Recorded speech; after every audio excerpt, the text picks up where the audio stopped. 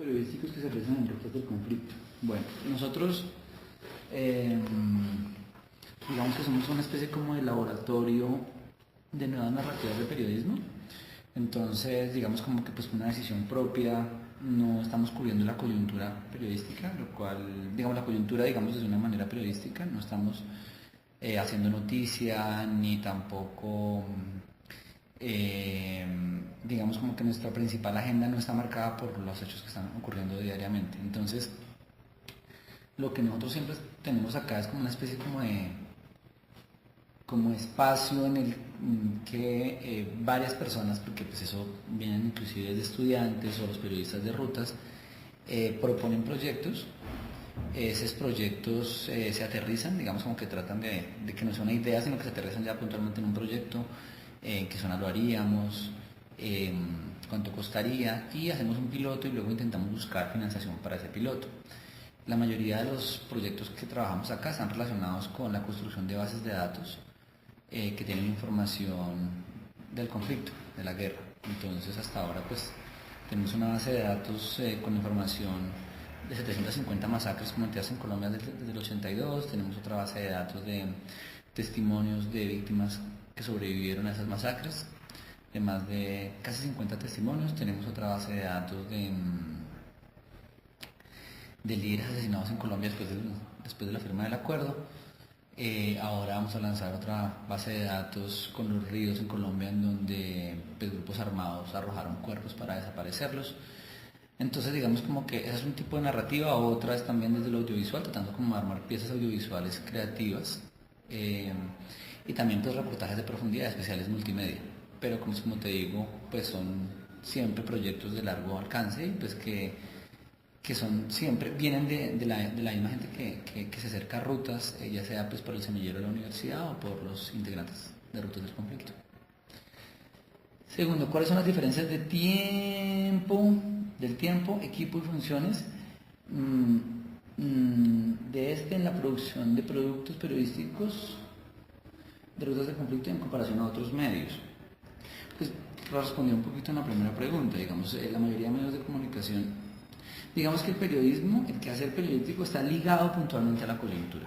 O sea, pasa algo, hay que estar ocurriendo, hay que estar informando. Nosotros acá tomamos una decisión y sentimos como que bajo las nuevas lógicas del periodismo, nosotros no queríamos andar dependiendo exclusivamente de la audiencia, y la audiencia siento que empuja mucho más a que los medios de comunicación estén contando lo que está pasando inmediatamente. Entonces, pues al tomar esa decisión, pues básicamente nosotros nos centramos en proyectos de mediano y largo alcance. Entonces, en cuanto a tiempos, pues la cosa cambia totalmente, ¿sí?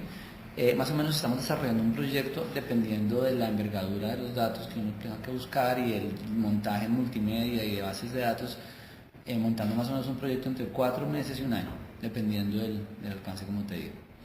Y pues lo que pasa es que nosotros hacemos eso porque sentimos que en los medios tradicionales pues es muy difícil tener ese espacio. La mayoría de gente lo que hace es cubrir noticia. Hay gente que hace trabajos de largo alcance, pero es muy difícil hacer las dos cosas al tiempo.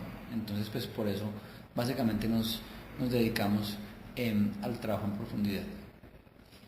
Y en esa pregunta, normalmente, ¿qué funciones desempeñan acá los periodistas? Pues acá lo que pasa es que sí, digamos, no te digo que todo el mundo hace de todo, ¿no? Digamos que cada uno se ha ido especializando de acuerdo a su gusto. Entonces hay un editor de video, hay una gente que hace como mucha exploración audiovisual y propone un montón de cosas, entonces desde lo audiovisual ellos cuentan muchas cosas. Hay un periodista, por ejemplo, que se especializó en código HTML y montaje todo en HTML, entonces es casi un diseñador, casi un desarrollador. Hay otros que les gusta mucho más el periodismo narrativo, entonces lo que hacen es escribir crónicas y hacer un poco una cosa más escrita, más pulida. Digamos que cada uno va tomando sus roles dentro del equipo. Hay otros que dicen, no, a mí me gusta más lo gráfico, el dibujo. Lo que pasa es que sí, a la hora de montar un especial, un trabajo en equipo, pues es bien interesante porque en realidad todos conocemos el trabajo de todos. Creo que también en eso tenemos una diferencia enorme a cómo funciona un medio de comunicación, porque en un medio de comunicación, por ejemplo, si tú vas a hacer un reportaje multimedia, tú armas unos textos y se los pasas al diseñador y el diseñador mira cómo los integra y cómo los arregla. Acá básicamente toda la planeación, la construcción, los textos lo vamos leyendo entre todos, digamos que en realidad todos hacemos parte de la producción del reportaje, entonces eso ayuda muchísimo a que en realidad eso sea un trabajo en equipo en el que todo el mundo aporte. ¿cuáles son los criterios que tiene en cuenta Redes de Conflicto para hacer estos productos periodísticos? Sí, pues como te decía, digamos, lo nuestro por ahora, pues nosotros cubrimos como información relacionada al conflicto armado, primero. Segundo, que se pueda contar de una manera diferente, narrativamente hablando, o sea, como que tenga un nivel de interactividad o de productos audiovisuales que le permita contar a la gente algo. Y la otra es que en realidad colabore un poco como en la reconstrucción de hechos puntuales que ocurrieron dentro del conflicto, siempre involucrando a las víctimas y siempre involucrando datos, o sea, desde los datos tratar de ir al testimonio de las víctimas para tratar de armar una historia un poco más incluyente, ¿no? Siempre con las voces de la gente que lo vivió directamente. Okay. Cuarto, ¿cómo se contactan y relacionan con las fuentes? Bueno, pues es que, digamos, en eso sí, pues depende también cada una de las bases de datos. Por ejemplo, con La Paz en el Terreno, que es el trabajo que hicimos con El Espectador, pues hay muchísimo trabajo con gente que está relacionada con el tema puntual de reincorporación, asesinato de líderes sociales. A veces es un poco complicado, pero cuando uno va donde la fuente cree que va a publicar al otro día o a la semana. Y pues son de estas cosas que a veces pueden pasar 4 o 5 meses hasta que tú sacas puntualmente el proyecto. Pero también, digamos, como que ese proceso tan largo en el que uno pues conversa muchas veces con la fuente también le permite a uno construir unas relaciones de confianza para poder acceder a la información. En cuanto a eso, digamos, ¿hay como intermediarios para ustedes relacionarse con las fuentes o ustedes van No, directamente a directamente, buscarlos? directamente, sí, claro, directamente. Pues hay una cantidad enorme de documentos que nos sirven de intermediarios, ¿no? Inicialmente, pero nosotros vamos directamente en la fuente. ¿Vale? 5. Entre los diferentes actores que han hecho parte de largo de la historia en el conflicto colombiano, ¿cuál es la fuente predilecta en rutas del conflicto? Es que creo que la palabra predilecta no es la indicada. Uno podría decir recurrente, confiable, pero yo creo que lo que hay que decir es que, yo creo que, digamos, más allá de cualquier cosa hay que pensar que la historia del conflicto armado es un gran rompecabezas. Un rompecabezas en que a lo mejor nunca vamos a poder completar, ¿sí? Y lo que nosotros tratamos de hacer es que las fichas de ese rompecabezas no solamente provengan de una sola fuente, digamos de una sola línea, que no solamente sea el Estado a través, digamos, como de sus entidades administrativas, que no solamente sean las entidades judiciales, ¿sí? Que no solamente sean los victimarios, que no solamente sean los académicos, que no solamente sean las víctimas, sino todos, ¿sí? Digamos, ahí la idea es como que entre más personas incluyamos en la narración de esos registros, pues estamos proporcionándole, digamos, como más robustez a ese rompecabezas, que tenemos la certeza que va a ser muy difícil que eso se arme, pero que entre más fichas pongamos, pues nos va a permitir entender un poquito qué fue lo que pasó. Hay ciertas características que deben cumplir las fuentes de datos del conflicto. Pues mira, digamos, las fuentes suficientes, digamos, nosotros, como en el periodismo en general, uno recibe información de una fuente, pero uno tiene que confrontarla, ¿sí? Y saber quién es esa fuente y cómo. Si es información del Estado, pues también, ¿no? Son cifras del Estado, pero tú quieres verificar si eso es cierto o no es cierto. Entonces, nosotros, digamos, siempre tenemos un protocolo de confirmar información, verificar. Por ejemplo, cuando se les consulta a las víctimas sobre algunos hechos violentos, nosotros también procuramos decirles que no nos den su opinión, ¿sí? Señalando como un culpable u otro, no, sino simplemente su testimonio de cómo vivió ese hecho y ya está. Pero de resto de ahí en adelante, cuando son informaciones, pues siempre las contrastamos. Tratamos como de, yo siento que aquí la idea es como que eso no se convierta como en un escenario de disputa política, sino básicamente como de una especie como de compendio de muchísima información que le resulte valiosa a jueces de la República, a gente que vaya a estudiar el conflicto, a ciudadanos comunes y corrientes, muchachos de colegio, de universidad que quieran entender un poco qué es lo que ha venido pasando en Colombia en ese tema, pues que puedan acceder a la herramienta. ¿Cuál cree que es la opinión del público al ver rutas del conflicto? Pues al principio les parece un poco extraño. Pues que se plantee todo esto, digamos, en estos paquetes de información, pues con mapas, con bases de datos, con líneas de tiempo. Pero la otra cosa es que rápidamente uno siente que ven una herramienta muy pedagógica, digamos, como muy fácil acceso para entender cosas que normalmente ellos no tenían en la cabeza. Hay un montón de gente en Colombia que inclusive confunde grupos guerrilleros con paramilitares. La gente no entiende cómo ni por qué, no entiende cuáles son los roles de los actores armados. Y pues la idea de acá, la idea nuestra es tratar de hacer cosas muy fáciles para entender temas que en realidad pues, pueden resultar complejos. Pues afortunadamente hemos ido creciendo en la audiencia, hay más gente que nos ve, también gente que nos colabora, gente que nos aporta, gente que recibe nuestra información, porque nosotros también le damos acceso a la base de datos a la gente para que a lo mejor visualice, proponga. Entonces en eso creo que hemos construido una relación con las audiencias bien interesante. 8. En rotas de conflicto, ¿hay alguna forma de relacionarse o comunicarse con su público? Sí, digamos, yo creo que a través de medios digitales, en plan correo electrónico, ahí todas nuestras herramientas tienen un botón. Por ejemplo, en las masacres, entonces ahí la gente lee el registro de la masacre, la base de datos de masacres, y si alguien siente que hay información que no está bien o que le falta o quiere aportar su testimonio, puede mandarlo, puede comunicarse con nosotros a través de una herramienta que hay ahí, que nosotros le llamamos siempre Tu Memoria Cuenta. Y aparte de eso, nosotros tenemos una interacción muy grande con usuarios vía Facebook, vía mensajes privados de Facebook, que todo el tiempo nos escriben, que quieren aportar un testimonio, que quisieran hablar, que a lo mejor quisieran una entrevista para... Hay muchos académicos en Europa y en Estados Unidos que nos han buscado para tratar de proponer cosas, de armar información, digamos, de hacer un feedback. Entonces creo que eso pues, ha funcionado bastante bien.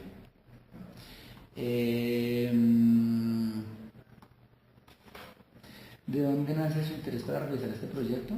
Pues mira, yo soy ingeniero de sistemas y soy periodista, y desde hace unos 8 años empecé como a pensar un poco cómo podría aportar desde mis conocimientos como ingeniero de sistemas en la construcción de nuevas formas de contar historias. Entonces empecé a trabajar con bases de datos, inicialmente en unos proyectos relacionados con política, como para mostrarle a la gente que candidatos a las elecciones pues tenían investigaciones o han sido sancionados por la Procuraduría o la Contraloría. Luego empecé a trabajar en Verdad Abierta, que es un proyecto de la revista Semana y la Fundación Unidas para la Paz, y dentro de Verdad Abierta pues me di cuenta, pues ahí lo que se hacía era cubrir todas las audiencias de justicia y paz, entonces donde los paramilitares iban y confesaban cosas. Entonces era muy tradicional, ¿no? Yo iba a la audiencia, hacía mi texto, mi nota, la entregaba, pero empecé a darme cuenta que a lo mejor si se sistematizaba toda esa información en una base de datos podría ser mucho más provechosa, íbamos a poder ver el bosque y no solamente un árbol, ¿sí? Porque todos los días uno veía un árbol, pero si uno juntaba toda esa información a lo mejor se podía ver, digamos, como un contexto un poco más grande. Entonces aquí, digamos, como de mi bolsillo, busqué a 5 muchachos en ese momento, yo dictaba producción 1, 5 estudiantes, hicimos un piloto, documentamos el masacre, armamos un pequeño piloto y lo mostré a la Dirección de Verdad Abierta. La Dirección de Verdad Abierta le pareció muy interesante, se lo mostró al Centro Nacional de Memoria Histórica, que consiguió un dinero de cooperación internacional, y ellos entre los dos también se sumaron, digamos, como con la información, y ahí nació Rutas del Conflicto, que salió al aire en marzo del 2014. Y luego entonces pues ya nos dimos cuenta que ni tanto el Centro de Memoria ni Verdad Abierta, digamos, como que no tenían un poco como una prioridad para continuar buscando dinero puntualmente para el proyecto, pues por diferentes motivos, ¿no? Digamos, ahí es un poco como no era un poco la prioridad, porque pues había otros proyectos, había como otro momento, entonces ahí decidimos como decirles a ellos: no se preocupen, nosotros quisiéramos seguir teniéndolos ustedes como socios más adelante, pero nos gustaría seguir solos. Y pues cuando digo solos, estábamos hablando de los muchachos que han trabajado conmigo, los estudiantes y yo. Entonces ahí, digamos, hubo como una inversión un poco de manera particular de dinero para arrancar el proyecto. Y luego pues empezamos a proponer nuevas cosas, a buscar nueva financiación, y ya despegó. Las personas sobrevivientes, perdóname, ¿cómo se integró y cuál es la función del Centro Nacional de Memoria Histórica de la universidad? Bueno, allá te dije lo del centro. Bueno, y Colombia Check creo que fue el que vi, es que lo puse así como... Pues mira, el Centro Nacional ya te dije. Sí. Entonces, él no es socio en este momento, pero digamos fue socio, y normalmente nos están apoyando y respaldando. La Universidad del Rosario, entonces pues como acá nació y aquí creció, entonces, y luego pues la universidad, digamos, como que ha sido testigo un poco de todo lo que ha venido pasando. La universidad también ha sido como súper importante porque nos ha apoyado económicamente y también nos ha dado el espacio para trabajar. Todas las personas que están trabajando en Rutas del Conflicto o son profesores, o son estudiantes, o son egresados del Rosario. Entonces, la universidad es una aliada, Nosotros no pertenecemos a la universidad, pero claramente la universidad ha tomado una decisión muy frentera de apoyarnos en muchos de los proyectos que nosotros estamos trabajando y eso nos ha servido un montón para fortalecernos y para ser quienes somos ahora. Y Colombia Check, pues es que, digamos, nosotros tenemos muchas alianzas con otros medios de comunicación. Colombia Check es uno de esos medios, Colombia Check es un medio de consejo de redacción, pues una organización de periodistas, una organización independiente de periodismo y nosotros con ellos hemos trabajado varios proyectos. Ahora estamos a punto de sacar otro para el miércoles, con los ríos que te contaba, que eran un poco como las fosas comunes en muchas zonas del país. Y también hemos continuado siendo socios de Verdad Abierta, ahora fuimos socios del Espectador, y la idea nuestra es básicamente, si encontramos un partner que le interese un proyecto que estamos haciendo, pues trabajarlo sin ningún problema. Déjame devolver un poquito porque me interesa saber esto de la financiación de ese proyecto, o sea, ¿qué diferencias hay entre los medios tradicionales, Claro. digamos? Pues un medio tradicional vive de publicidad, Sí. ¿sí? Entonces se le ofrece publicidad o con eventos a lo mejor también. Y pues lo que pasa es que pues, hay dos cosas. La publicidad, primero que todo, hay una cosa y es que alguien no sé si quiera pautar en un portal que tenga este tipo de información, tan dura, tan cruda, tan difícil.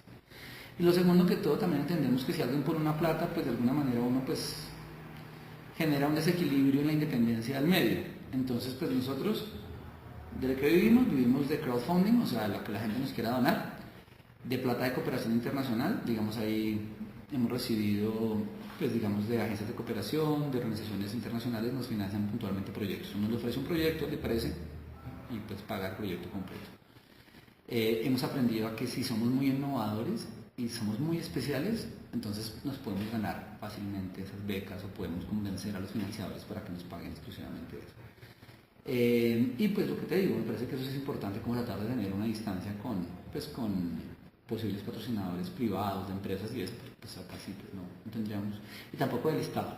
No nos interesa. El Centro Nacional de Memoria Histórica intervino, es una entidad del Estado, pero creemos que también es una entidad, digamos, bastante imparcial y nos dejó ser o sea, tuvimos una independencia enorme en lo que escribíamos. Entonces, pues, las personas o sobrevivientes que han dado sus testimonios se han integrado a este producto de otra forma diferente a la de ser fuente, pues es que nosotros a veces los tratamos de integrar no para que ellos sean una fuente y nos cuenten algo y lo contemos en un reportaje, sino que a veces le damos toda la libertad en plan, oiga, cuente su historia completa como usted quiera o escríbala y se la publicamos tal cual.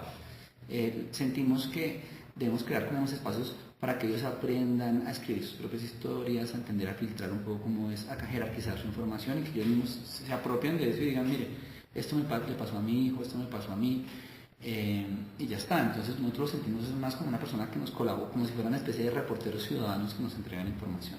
¿Vale?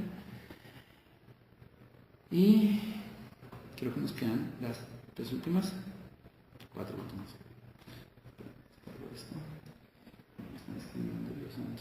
Es que aparte, pues como tenemos la entrega de lo de Ríos la próxima semana, y otra en un proyecto de tierras el jueves, entonces estamos de trasnocho en trasnocho y con... Listo, entonces, la siguiente. ¿Cuál ha sido el aporte del conflicto de las víctimas en el conflicto? Yo creo que lo que te decía ahora, y era como que para nosotros es súper importante que ellos tengan voz, entonces que ellos puedan contar su historia, es un escenario para que la gente pues, venga y cuente su historia. Y aparte de eso, yo siento que la documentación que se hace entre víctimas y nosotros, de otras fuentes, le ha servido a muchísimas víctimas para hacer valer sus derechos. Hay un montón de sentencias de restitución de tierra o decisiones administrativas de la unidad de víctimas en las que se utiliza nuestra información a la hora de documentar un hecho violento para darle a la víctima, digamos, lo que la ley exige, devolver unas tierras, dar un dinero como compensación por por lo que sufrió como víctima, etc. Entonces yo creo que en eso, digamos, creo que lo hemos aportado, no como uno quiera, ¿no? Porque no quisiera que fuera más grande, pero creo que ha sido bastante interesante saber que nuestra información ha aportado a eso, ¿no? ¿Cuál es la expectativa del futuro del conflicto? Pues a nosotros nos encantaría hacer una especie como de gran Wikipedia del conflicto armado en Colombia en el que todos aportemos información. Gente del común, expertos, académicos del Estado, y que sea una historia un poco más incluyente, específicamente con las víctimas, que a veces son las que terminan relegadas en la construcción de eso. Y por eso vamos a tratar de seguir trabajando, construyendo nuevas bases de datos y nuevas formas de narrar el conflicto. ¿Vale? ¿Qué piensan los actores involucrados en el conflicto en la actualidad. Uy, ¿cómo así? Sí, o sea, por ejemplo, cómo ve de pronto al gobierno, a las FARC, a los paramilitares. Pues mira, yo creo que a uno lo que, digamos, más allá de, uno de tener una opinión puntual sobre cada uno de los actores, lo que les preocupa es que a lo mejor no se estén haciendo las cosas suficientes o pertinentes para que la guerra pare. ¿Sí? Lo que probablemente pase, y sentimos, y sería terrible si eso ocurre, es que se empiecen a reciclar las violencias. Entonces sentimos que pues, si ya no están las FARC, pues como hay unos negocios ilegales en muchas zonas y hay como una inequidad y una pobreza en muchas zonas, pues sentimos que probablemente todo eso se recicle. Entonces, esperamos que no, esperamos que esté equivocado, pero un poco por lo que estamos viendo, lamentablemente sentimos que eso se está replicando y eso es tremendamente doloroso. ¿El acuerdo de paz se va por buen camino? Pucha, ya son preguntas como de opinión. Yo creo que el proceso no va por buen camino en este momento, digamos como que hay efectivamente digamos unas cosas con las que se han avanzado de los dos lados, pero evidentemente hay otras en las que pues falta un montón, hay una inestabilidad política enorme, estamos en la mitad de unas elecciones y la verdad la incertidumbre y un poco el pesimismo es bastante grande. Y por último, los medios se han hecho bien la tarea durante este proceso de paz. Yo creo que se han hecho cosas bien interesantes para contar. Lamentable, yo creo que digamos cómo explicar y ser pedagógicos, yo sé que también hay unos sesgos editoriales muy fuertes en algunos medios de comunicación, pero yo he visto que han hecho un esfuerzo pues, en contar. Hay muchos medios nuevos también, medios digitales, que han hecho el esfuerzo como para ser bien pedagógicos a la hora de explicar a la gente qué fue lo que se firmó, pero yo sí creo que lo que nos ha faltado y nos sigue faltando es tratar de cubrir eso que la gente llama paz, que en el fondo es un tema como de posacuerdo y de cubrimiento de violencias desde las regiones. Todavía se sigue cubriendo muy desde acá. Todavía un periodista cuando va a Tumaco se sorprende, cree que es otro lugar del universo, de gente que todavía, en general en medios que lamentablemente digamos, no tiene ese contacto diario con las regiones y eso yo creo que es lo que más le ha faltado a ese cubrimiento. Ok.